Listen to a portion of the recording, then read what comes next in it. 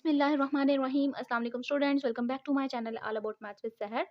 आज की video class 8 के लिए है, चैप्टर 13 है और एक्सरसाइज 13 ए है। क्वेश्चन इसका फर्स्ट हम स्टार्ट करते हैं। इस वीडियो में आप देख सकते हैं कि मैंने यहाँ पे फर्स्ट फार्मूला जो कि शॉर्ट फॉर्म में था वो यूज़ किया और उसके अकॉर्डिंग ही क्वेश्चंस को किया है। लेकिन अब जो है वो मैं यहाँ पे जो दो पार्ट्स रह गए थे 5 एंड 6, इसको मैं सेकेंड मेथड से, जो लॉन्ग मेथड है, लॉन्ग फार्मूला है, उससे करूँगी। ठीक है, तो देख लेते हैं हम। सबसे पहले तो फार्मूला लिख लेते हैं। सिंपल, हमने क्या फाइंड करना है, क्यूब फाइंड करना है। आप इसमें देख भी सकते हैं। तो फॉर्मूला यहाँ पे मैं मेंशन कर दूं, हमने सेकंड वाला फॉर्मूला यूज करना है।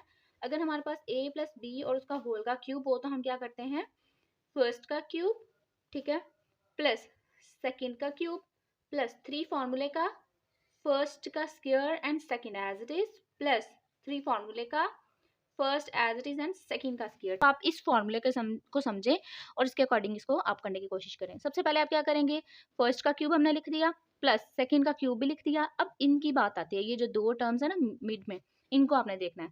तो आप क्या करोगे, इन दोनों के साथ लगाओगे थ्री फार्मूले का प्लस थ्री फार्मूले का फर्स्ट का स्क्वायर और सेकंड एज इट इज आपने रहने देना है, प्लस थ्री फार्मूले का first as it is and second का स्क्वायर। यानी कि हमने एक में इसका स्क्वायर कर दिया एक का और दूसरे को एज इट इज रहने दिया, और नेक्स्ट में दूसरे का स्क्वायर जो हमने एज इट इज रखा था उसका स्क्वायर कर दिया और जो पहले का स्क्वायर था उसको एज इट इज रहने दिया, यानी कि रिवर्स कर दिया हमने। ठीक है, तो अब हम सिंपली क्या करेंगे, इसका क्यूब ले लेते हैं। सबसे पहले तो क्वेश्चन को एज अ सोल्यूशन लिख लें।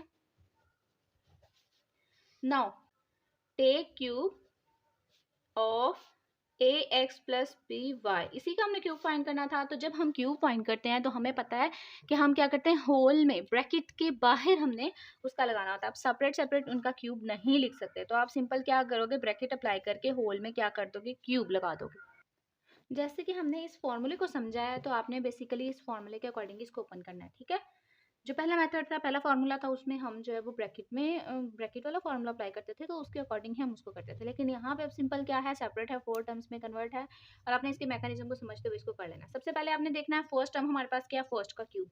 तो फर्स्ट आपको नजर आ रहा है ए एक्स, तो आप क्या करोगे, ए एक्स का ले लोगे क्यूब।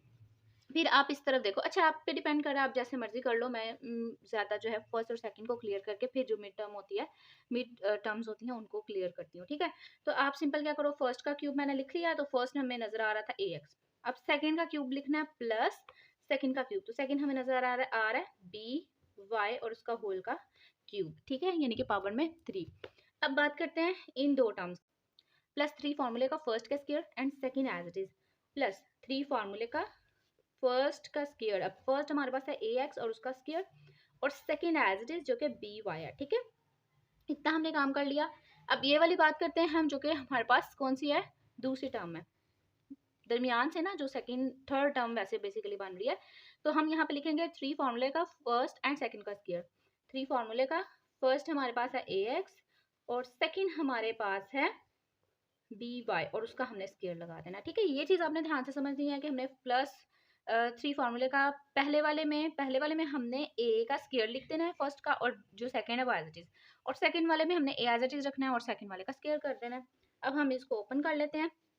यहाँ पे हमें पता है कि जब हमारे पास बेसिस चेंज हो तो हम पावर को बाहर निकाल लेते हैं अगर पावर सेम हो। तो इसी तरीके से हम स्प्लिट आउट भी कर सकते हैं। इस थ्री को मैं ए को भी दे दूंगी और एक्स को भी दे दूंगी, तो यहाँ पे आ जाएगा a raise to power three, x की पावर भी थ्री आ जाएगी। अब इसकी बात करते हैं, तो प्लस थ्री। अब इसको, ये स्क्वायर जो है, इसको भी आपने सोल्व आउट करना है। ठीक है, तो यहाँ पे ए को भी मैं स्क्वायर दे दूंगी और x को भी दे दूंगी। तो अभी मैंने इसकी ब्रैकेट ओपन नहीं की, अभी मैंने इसके फॉर्मूले को, इसके जो पावर है सिर्फ उसको सॉल्व किया, और B Y as it is plus three as it is, A X जो फर्स्ट था हमारे पास वो भी as it is, and second हमारे पास आ रहा है बी वाई। तो ये स्क्वायर भी आपको नजर आ रहा है, तो आप क्या करो, बी को भी दे दो और वाई को भी दे दो, प्लस इसी तरीके से सेम ये थ्री जो है वो बी के पास भी चला जाएगा और वाई के पास भी, तो B cube and Y cube. अब इसको फर्दर सॉल्व कर लेते हैं। अगर कोई न्यूमेरिक डाटा होता, ठीक है, जैसे हमने पहले क्वेश्चन किए, पहले पार्ट्स किए, उसमें न्यूमेरिक डाटा था, तो वो क्या होना था, वो बेसिकली मल्टीप्लाई हो जाना था। फर्स्ट करें यहाँ ए के साथ भी कुछ न्यूमेरिक डाटा हो, तो वो क्या होगा, पहले उसका स्क्वायर होगा और फिर उसके बाद जो है वो बी के साथ जो एक और न्यूमेरिक डाटा होगी, इसको इन तीनों का आप मल्टीप्लाई करके लिख लोगे। ठीक है, यहाँ पे अब कोई भी नहीं है तो इसको हम एज इट इज रहने देंगे। अब सिंपल ओपन कर लेते हैं, प्लस थ्री ए स्क्वायर, अल्फाबेटिकली ए स्क्वायर और बी को मैं पहले लिख रही हूँ और एक्स स्क्वायर और वाई को बाद में, प्लस 3ab ये ab² और xy² plus b³ and y³ तो ये इसका आंसर आ गया। ठीक है, अब सेकेंड वाला भी हम देख लेते हैं, यानी कि जो फोर्थ वाला है उस पर भी मैं क्या करूँगी, फॉर्मूला पहले लिख लेती हूँ। हमें बेसिकली पता है कि हमें फर्स्ट का क्यूब कर देना है प्लस सेकंड का क्यूब करना है प्लस 3 फार्मूले का पहले एक दफ़ा फर्स्ट का स्क्वायर और second as it is plus 3 फार्मूले का first as it is and second का स्क्वायर। ठीक है, एक दफ़ा हमने फर्स्ट का स्क्वायर कर देना और सेकंड एज इट इज़ रहने देना है और दूसरी दफ़ा जो है वो फर्स्ट एज इट इज़ और सेकंड का स्क्वायर। अब हमने क्या करना है, क्वेश्चन को एज अ सोल्यूशन लिख लेना है। तो हमें पता है कि हम सेपरेट सेपरेट क्यूब कभी भी नहीं लेते, जब इस तरह हमारे पास बात आती है तो हम होल में लिखते हैं। तो अब ये जो स्क्वायर है ये आपने एक फर्स्ट कंसीडर करना है और ये क्यूब जो है वो हमने लगा दिया अकॉर्डिंग टू क्यूब। ठीक है, अब हम इसको ओपन कर लेते हैं फॉर्मूले के अकॉर्डिंग। फॉर्मूले में क्या लिखा हुआ है, फर्स्ट का क्यूब, तो फर्स्ट हमें नजर आ रहा है ए स्क्वायर। अब आपने इसको ए स्क्वायर को फर्स्ट ही समझना है, आप बिल्कुल भी ऐसा नहीं कर सकते कि अगर आप इसकी जो है वो रिमूव कर दो इसकी पावर को और 3 लगा दो, नो, आपने इसको फर्स्ट ही समझना है और उसका क्यूब लगा देना है। प्लस सेकेंड हमें नजर आ रहा है BC और फर्स्ट सेकेंड का भी क्यूब लिख देंगे प्लस 3 फार्मूले का फर्स्ट का स्क्वायर। अच्छा, ये जो फर्स्ट है फर्स्ट ए स्क्वायर है तो मैंने फर्स्ट को अंदर लिख दिया और फर्स्ट का स्क्वायर जो है वो बाहर लगा दिया। ठीक है, हमें ए स्क्वायर यानी कि फर्स्ट का स्क्वायर चाहिए था ना, तो फर्स्ट बेसिकली ए स्क्वायर है, उसमें भी फर्दर एक पावर मौजूद है, इसलिए आपने कंफ्यूज नहीं होना।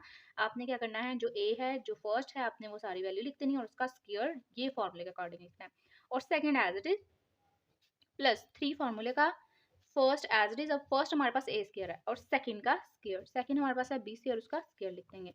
अब इसको फर्दर सॉल्व कर लेते हैं। जब हमारे पास एक बेस होती है अकॉर्डिंग टू एक्सपोनेंशियल रूल और पावर एक अंदर हो और एक बाहर हो तो वो दोनों आपस में क्या हो जाती है, मल्टीप्लाई। 2 3 जा 6 प्लस 3, सेम यही प्रोसेस इस पे भी होगा, 2 2 जा 4 and BC as it is plus 3 A square. अब ये जो है ये B और C और इसकी होल में 2 है तो इस 2 को मैं B को भी दे दूंगी और C को भी दे दूंगी, तो B स्क्वायर आ जाएगा, C स्क्वायर आ जाएगा प्लस सेम यही प्रोसेस मैं इस पे भी कर दूंगी, B³ एंड C³। तो ये हमारे पास इसका आंसर आ गया। अच्छा, जो हमारे पास फर्स्ट है मैं उसको फिर से कर रही हूँ लेकिन इस फॉर्मूले के अकॉर्डिंग। तो सिंपल मैंने क्या किया, क्वेश्चन को एज अ सोल्यूशन लिख लिया और यहाँ पे मैं फॉर्मूला भी लिख देती हूँ। मैं इसलिए ये कर रही हूँ क्योंकि इन दोनों में न्यूमेरिक डाटा नहीं था तो मैं न्यूमेरिक डाटा ले रही हूँ। तो सिंपली आपने क्या करना है, इसका क्यूब ले लेना है, तो मैं डायरेक्टली यहाँ पे इसका क्यूब ले रही हूँ, x प्लस 3 और इसका होल का क्यूब, यही चाहिए था हमें। अब हम अकॉर्डिंग टू फॉर्मूला जो है वो इसको ओपन करेंगे। फर्स्ट हमारे पास अब यहाँ पे फर्स्ट का क्यूब है तो हमें फर्स्ट है नजर आ रहा है x, तो आप लिखोगे फर्स्ट का क्यूब।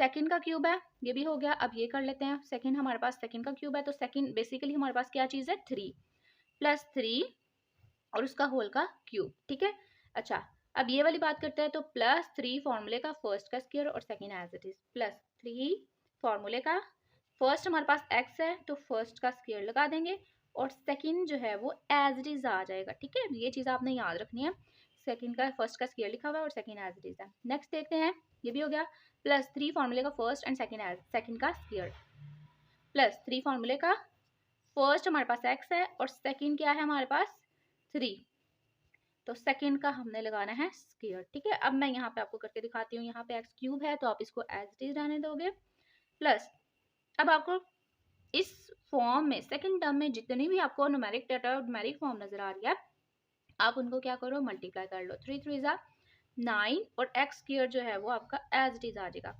प्लस अभी ये न्यूमेरिक डाटा हमारे पास मल्टीप्लिकेशन के लिए प्रॉपर नहीं है, मतलब कि अभी हमें इसका स्क्वायर चाहिए और फिर हम इसको फर्दर मल्टीप्लाई करेंगे, तो इसको मैं अभी इतना ही रहने देती हूँ। बस हम किसको सॉल्व कर लेते हैं, स्क्वायर को। 3 3 जा 9, तो यानी कि 3 को 2 टाइम, इस 3 रेज़ टू पावर 2 का मतलब है कि 3 को 2 टाइम मल्टीप्लाई करना है, तो 3 3 जा 9 आ गया।